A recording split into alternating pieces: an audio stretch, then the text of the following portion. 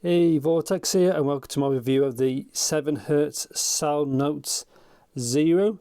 And these are on the affordable side, and I'm quite looking forward to these. These are around the, I think, the $20 mark. Mine are the black silver variant, and as you can see, dynamic driver. And yeah, I'd like to thank Linsol for sending me this sample, so thank you very much. I was not paid to do this video, and all thoughts and opinions are my own. And yet these are kind of a direct competitor to the Moondrop Chu, which I'll probably talk about later on in the video. And yeah, let's just get into it. So Salnotes are kind of a sub-brand of 7hz. Obviously before this you've heard of the Dioko. That will be an upcoming video as the filters finally turned up. But yeah, that's obviously a separate topic. But obviously dynamic driver. Mine is the black silver variant, which you'll see, and that's it. I do like the finish. Again, like I said before, this is kind of a competitor as the Moondrop Chu because it's about the same price. Let's take these out. Come with some funky tips. So yeah, I think they look pretty cool. Obviously plastic there. That's cold to the touch, so it's actually metal. There's the same kind of grill that you see on the other the other 7hz products. 2-pin as well. That one's got red on it. That one's got red on it as well, so I'm not quite sure about that. It focuses. So yeah, build quality seems fine. A bunch of different tips. Again, I think they did the same thing on the Dioko. Again, which is a future video. Here's the cable. I'll open it up. Obviously, I'll spend some time with these. Let's see what it's actually like. And a bit of paperwork and the specs. So, okay, so 32 ohm impedance, 108 decibel sensitivity, 10 to 20 kilohertz range, 10mm driver, and a 0.78 2-pin, and a bit of information about them. User manual, which is typically just common sense. So yeah, I'm going to see what these are like. I'll have a good look at those tips. I'll try the cable out, see if it's any good or if it's trash. And yeah, I'll just see you guys in the future. Obviously I haven't tried these yet at all. I haven't graphed them or anything like that, but yeah, I'll see you in the future. Yes, so welcome to my review part of the 7hz Salnotes Zero. Again, it's the same kind of lineup as the Dioko, which will be a future video when I fix the filters. But anyway, so about these are $20, which is the same price as the Chu. I'll talk about in a few moments about the same kind of differences in my experience. But yeah, let's talk about comfort. So comfort, these was an okay, but I found after a while, so this is kind of more squared off. And I felt this part, I think it's around here. But again, everybody, your mileage may vary. But after a while, this got a little bit uncomfortable. It wasn't too bad. There's just one thing to be aware of. It's just that because it's like, you know, the shape's not the most ergonomic. It's a bit kind of, obviously, there's a few right angles. But yeah, apart from that, you know, obviously because these are lightweight as well, I had no issues apart from that really. And yeah, obviously it's a 2-pin. I did find that the cable was more aggressive. So this is the left one. You can see the 2-pin is angled, so the cable was like here, but it didn't really have much of a difference. So if you wear glasses, maybe more of an issue or anything like that, but obviously your mileage again may vary. Yes, I talk about sensitivity and power. I didn't have any issues with these at all. Single DDs are typically fine unless you got something kind of funky. But yeah, no issues really. Same isolation on these is okay. Single DD has to breathe, you know, for it to work. There's a vent just there by my finger. But yeah, no problem at all. Stage imaging, I thought was okay. It probably could have done with a bit more, but again, these are earphones and not headphones. You know, yeah, people have to understand, like, oh, the stage is narrow. Well, yeah, it's because these things are shoved in your ear. They're not like headphones, but yeah, anyway, so yeah, just getting to sound really, that's why we're here. So I'll overlay the graph. and as you can see, they're very similar to the Chu, but I'll talk about that like at the end of the video.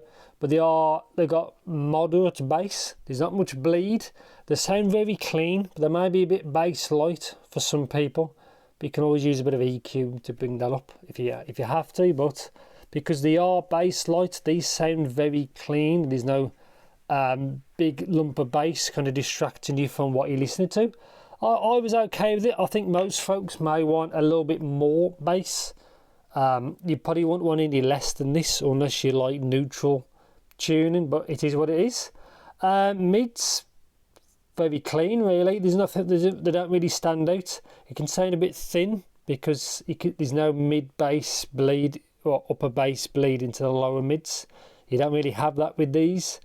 You have a lot, like if you've used a lot of KZs, they have that. These don't have that. Good and bad. It can sound like it lacks body, it lacks punch. They can sound a bit thin, but if you want something that's a bit more neutral, that's probably what you want. Vocals are forward, a little bit forward. Again, I was okay with it. They sound great for what these are, which is it's $19.99, so $20. But I was more than happy with the vocals. They have a realistic tone. The female vocals sound better than male vocals in my opinion. I think male vocals do prefer a little bit more body to them from the low mids, but I was okay with it. Now the treble, the treble is elevated. It's very similar to the Chu, which is, I prefer it a little bit smoother in that region, and these are the same kind of path as the Chu are. Obviously I'll talk about them in a bit, but the treble was fine. It has enough gain to it. The presence region is elevated.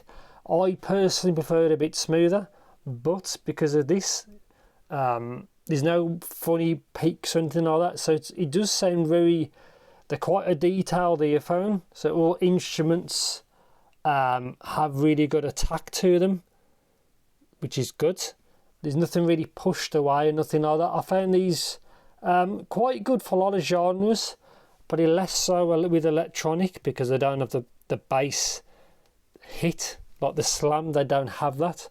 But if you like acoustics or jazz can sound a bit thin, but anything with a lot of instruments, these are forward. It's very clear with it. The instrument separation again was was very good. I was quite happy with these. Personally, for me, I like the treble a bit smoother and a little bit more low end, but that's just my preference. Again, this is a very similar kind of tuning to the Chu.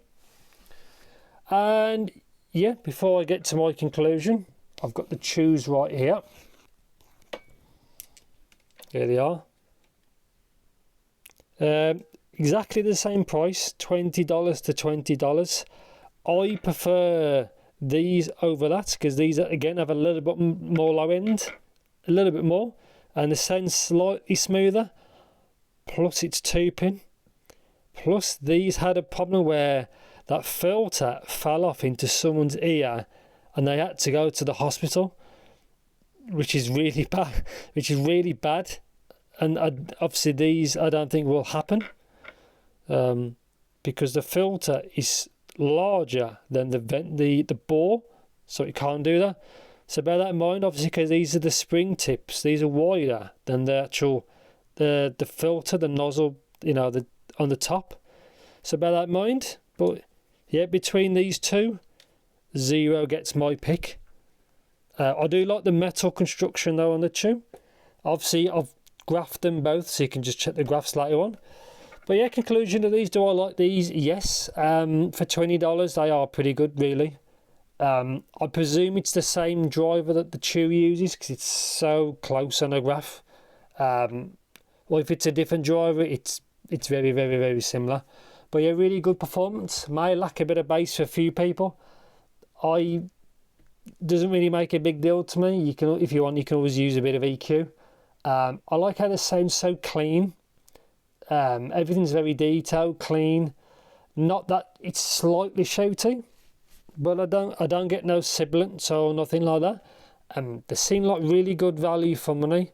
I think compared to some of the KZs that have released recently, this might be a bit better than a few of them, not all, but yeah, on the whole they are good. Overall they've used a good dynamic driver, and again, compared to the Chu detachable cable, you know, I can't really beat that. But yeah, the construction's okay. Obviously you can see it's all plastic. Obviously mine's the black silver variant, and yeah, they're a good set. They're not like amazing, like, you know, like flagship killers and nothing like that, but yeah, for $20 these things are great. Like the 7hz have done a good job, and the quality control seems fine compared to their previous offerings, their more expensive offerings, and I think that might be it. I think I've said quite a lot. If there's anything you want to know in particular, as usual, just let me know in the comments. Thanks for watching, take care, and if you do like what I do, please like and subscribe. It helps me out a lot, because I seem to be struggling a bit lately, which is a bit of a shame. But yeah, I'll see you in the next video.